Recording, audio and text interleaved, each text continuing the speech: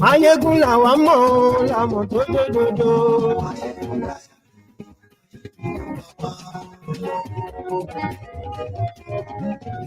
Mayegun làwọn mọ̀ làmọ̀ tó dòdòdò. Mayegun ti dé ọ̀rẹ́ ara yìí. Lórí Facebook, lórí YouTube.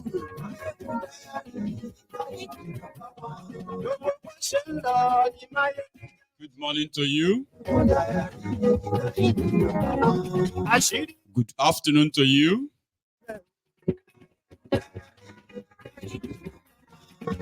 And good evening to you from wherever you are joining us again. It is Mayegun Live.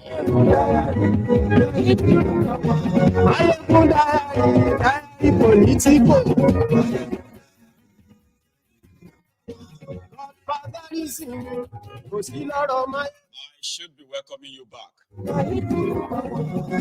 had a session this afternoon. If you were part of that, so welcome back.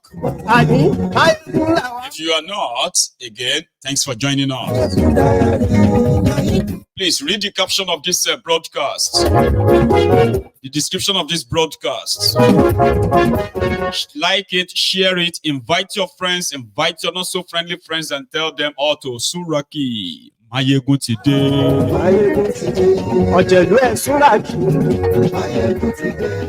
And the only people that should Suraki, be careful, are those people who are either perpetuating all kinds of criminality in that contraption, or you, their supporters.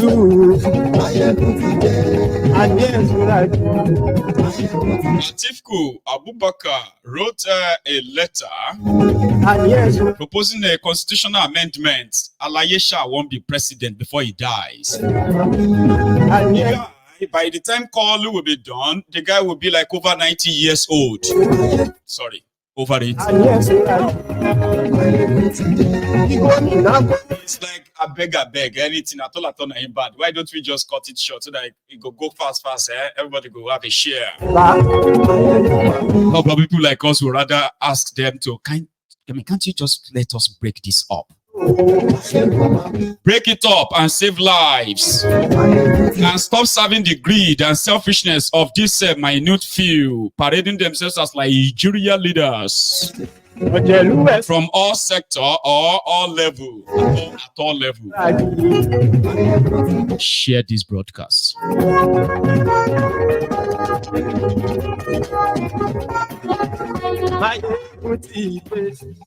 Thank you. Today. So good morning to you once again, and good afternoon to you. Good evening to you from wherever you are indeed joining us.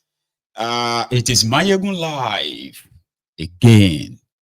So we shall start this evening because it seems like it's going to be a long night, and I want to get this done with as early as possible so that we can see if we can take calls tonight, which will be your own reaction to what is there to be shared. There's so much to be shared, right? So we will start with Atiku's letter. A proposer, number one, Atiku is the P.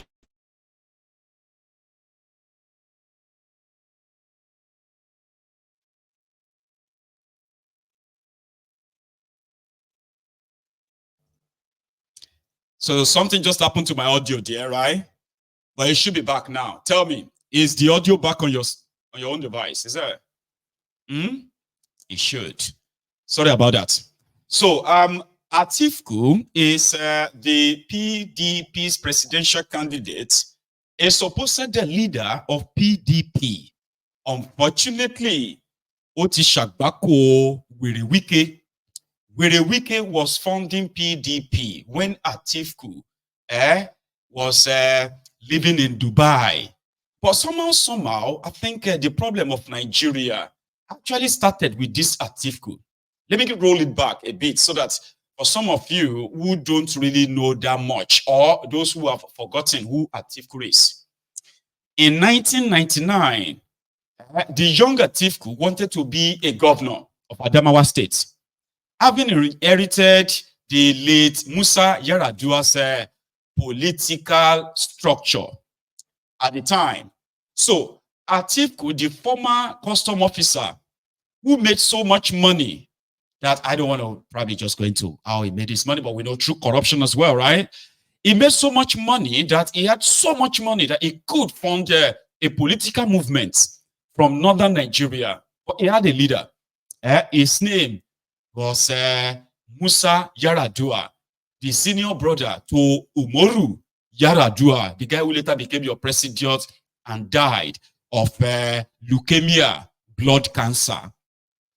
However, in 1999, while Obasanjo was being propped to become the PDP's presidential candidate, Atiku just wanted to be Adamawa state governor. But somehow, after securing the tickets of PDP, Obasanjo needed the political structure of his friend Musa Yar'Adua, who died in prison for treason. Just same punishment, same crime that Abacha convicted Obasanjo for. Remember that Obasanjo was waiting to be killed for treason by Abacha. And Abacha died. But before Abacha died, Musa Yar'Adua died. And Musa Yar'Adua and Obasanjo, they were like this. So when Obasanjo was propped to become the military candidate for PDP, the future president of Nigeria that was to be handed over to, he needed the political structure of his friend. And the only person who was in charge of that structure at the time, because of his money, was Atiku Abubakar. So they worked something out. As Obasanjo became the presidential candidate, Atiku became Adamawa state governorship candidate of PDP. He has so much clout beyond Adamawa, he just wanted to be governor. So Obasanjo dragged him on the tickets. And Atiku handed Adamawa state to Boni Haruna. He's dead now, okay? In case if you don't know, right? He's dead now. So then Atiku went on to work for the emergence of Obasanjo. People said they had an agreement that Obasanjo was just going to serve one term, which Obasanjo said was a lie. Never. However, they said Atiku was to become president in 2003. That was the agreement. But after 3 years of Obasanjo, who never really stayed back in Nigeria, he was flying everywhere, looking for debt forgiveness for Nigeria, talking to people that we are now back in democracy. Please come to Nigeria, come and invest in Nigeria. So we called him the junketing president at the time. He was always flying. I mean, out of 3 years as president, I don't think Obasanjo spent a full 1 year in Nigeria in the whole of 33 years. So now, Obasanjo is interested in going for second term. That was the first time the true color of who Atiku Abubakar came to light. It was around that time that Obasanjo realized that Atiku was ambitious, so ambitious. Because Obasanjo actually left the governance to Atiku, that Atiku was the one who made so many appointments of Obasanjo's government. And that was why majority of those who were supposed to be loyal to Obasanjo, even as ministers, personal advisors, majority of them were just loyal to Atiku, not Obasanjo. So when Obasanjo was going to look for second term, Obasanjo realized that the entire PDP at the time was actually at the fingertip of Atiku. And Atiku wanted to kind of push that, like, you know what, you could get rid of this old man, Jare, and I could just take over. That Obasanjo was said to have stylishly prostrated for Atiku before Obasanjo could get a second term. An action that they said Obasanjo Omoluwu Oduru Ajifepe Shere Omo Ajifepe Shere. You know, they said that Owu ki ronro, but we menu kuro ohun ni towu. Obasanjo felt so slighted from head of state. Had to prostrate for, come on. So he decided to take back his pound of flesh from Atiku. Meanwhile, around that time, Atiku has amassed so much wealth, so much that when he was reselling the Nigerian asset, the federal government asset, he was selling them at cheape to his friends. So a lot of them hold him. It's like they hold him their own survivor. So Atiku was so powerful that the only way Obasanjo could get second term at the time was to prostrate and beg him to support him. And around that time, Obasanjo was like,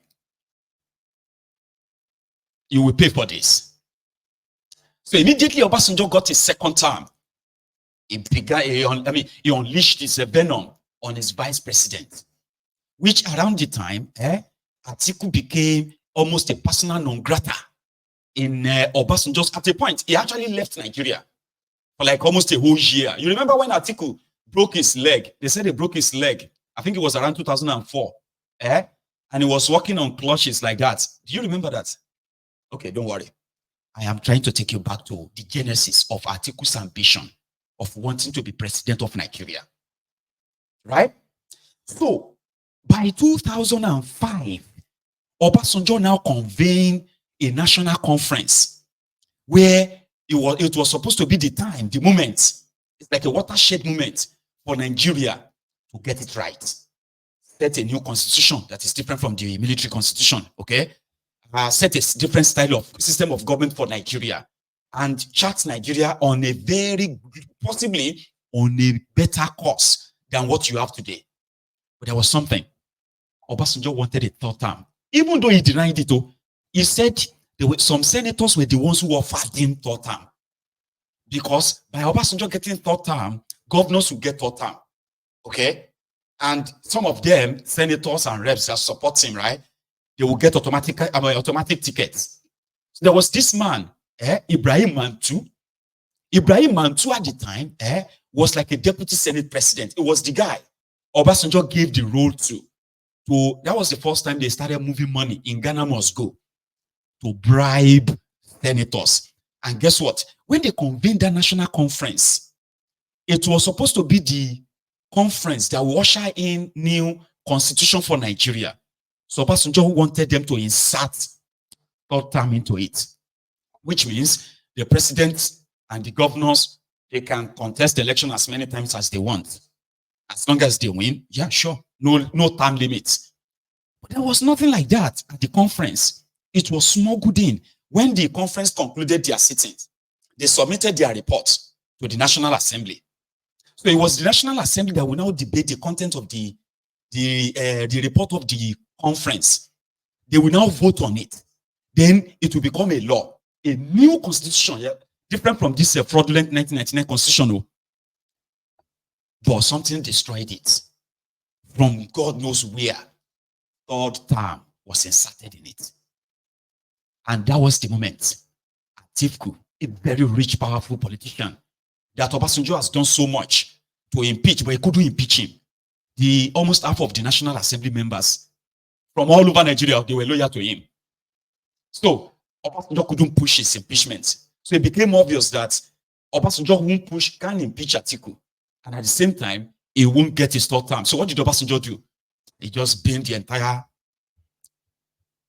2005 National Confab report. He just binned everything. Like, if I'm not going to have my way, then Nigeria won't have his way. Nobody will have their way. So then, to punish Nigeria, Obasanjo now went on to go and bring a sick man, Umaru Yar'Adua, the junior brother to his late friend, Musa Yar'Adua. Yar'Adua was the Katsina State governor, okay, who became governor in 1999, won a re-election in 2003.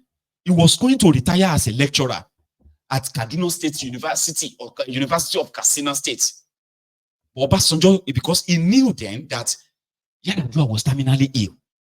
Around that time, Atiku, who was in PDP, for the first time for his ambition, realized that Obasanjo has finally either chased away those who are loyal to Atiku, or he has made them politically irrelevant. The state governors who are loyal to Atiku, Obasanjo chased them on corruption, this, corruption, that.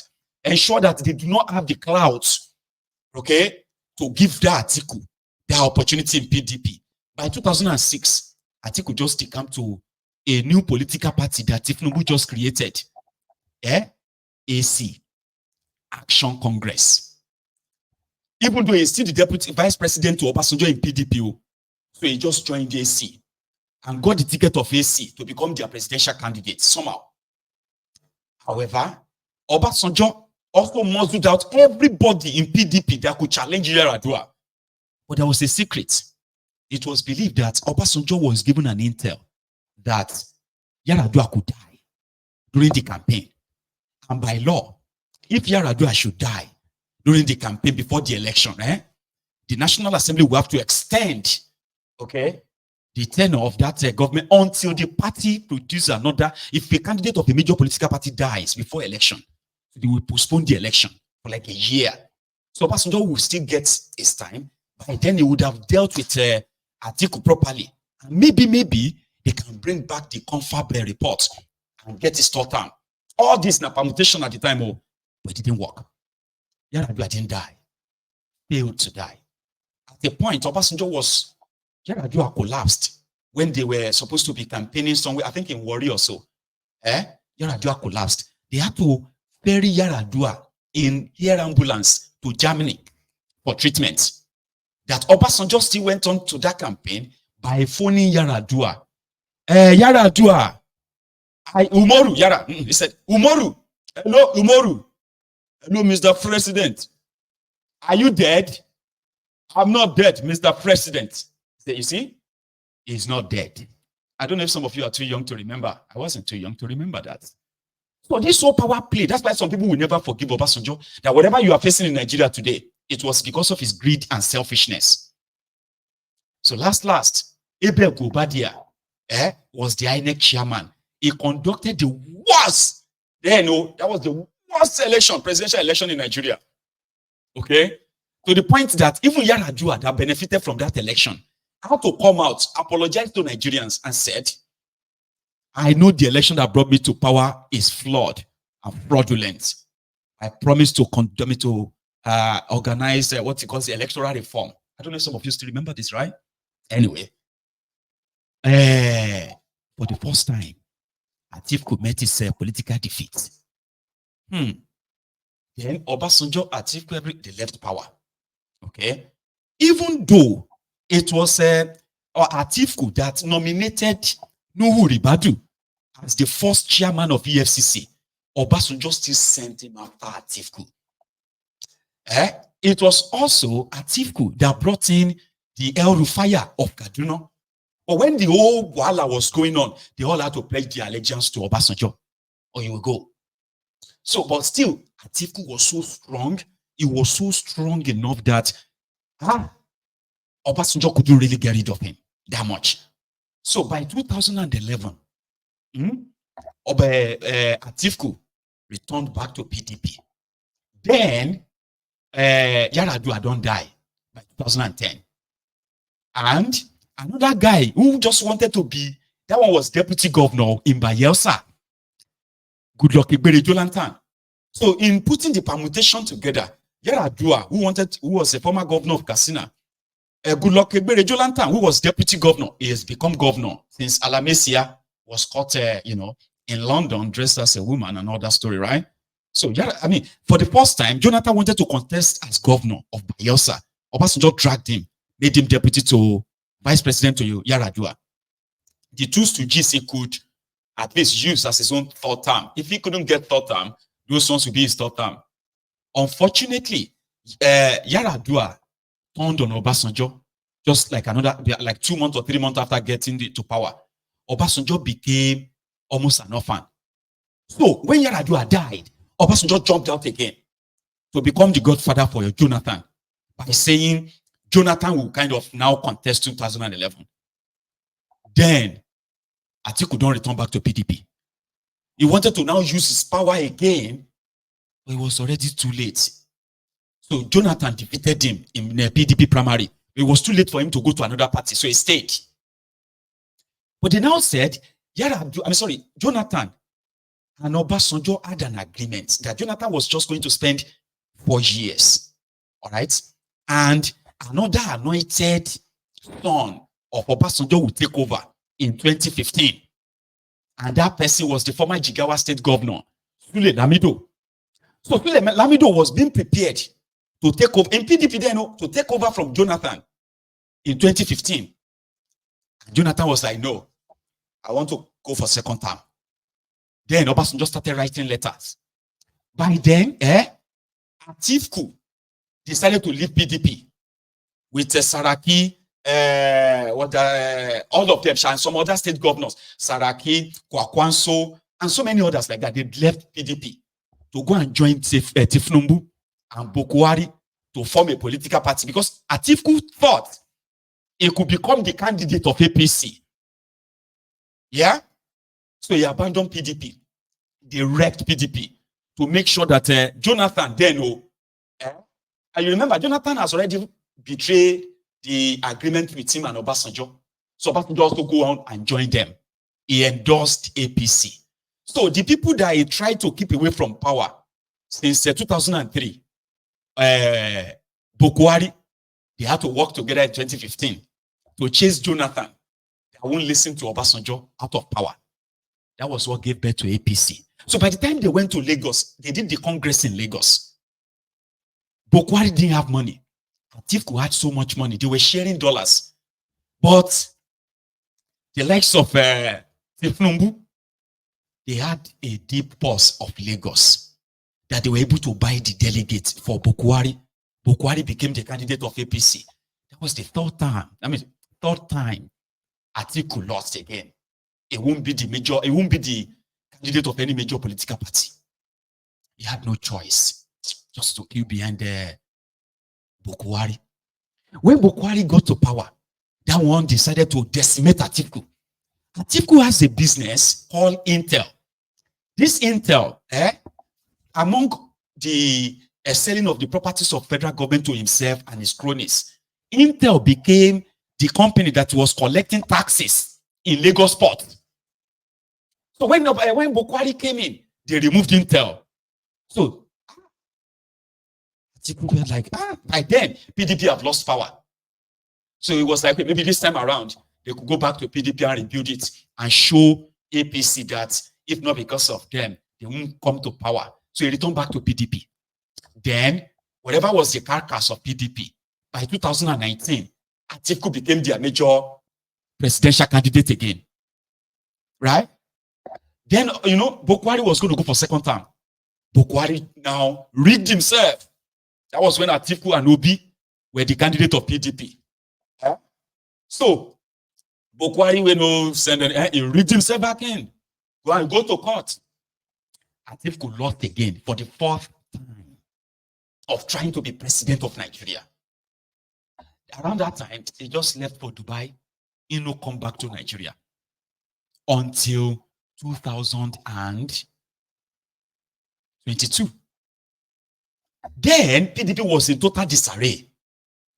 That was when Wike had the ambition that I can be president. Okay? Why not? So that one started funding PDP.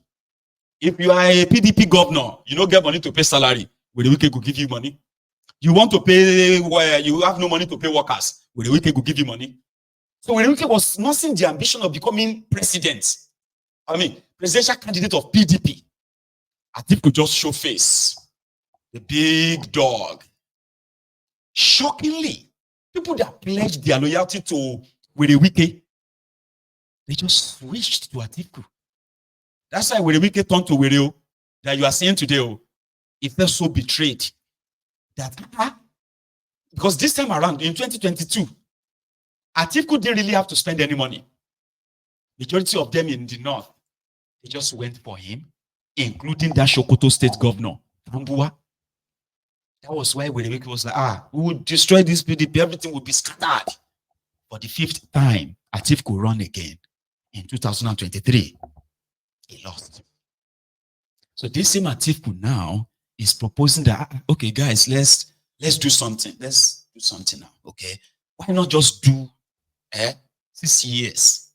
So that we will do 6 years for the north, 6 years for the south. So if you come to the north, I can, maybe I can be president before I die. So anyway, Atiku made this proposal. If you think, I tried my best to see if I could shorten the story, but it's a long story. I just told you a story, 25 years story of Nigeria political journey. That's it. So Atiku is now making a proposal. Okay. That, for Nigeria to not kind of disintegrate, why not just do constitutional amendment, so that people will not be using desperados or desperation to want to be president of Nigeria. So the North can have 6 years, the South will have 6 years. We can be switching it that way. That's why I wrote all of this. So I'm not going to read all of this. If you have your phone, take the picture and you can. I've read all of them, so there's no point in repeating them. Okay.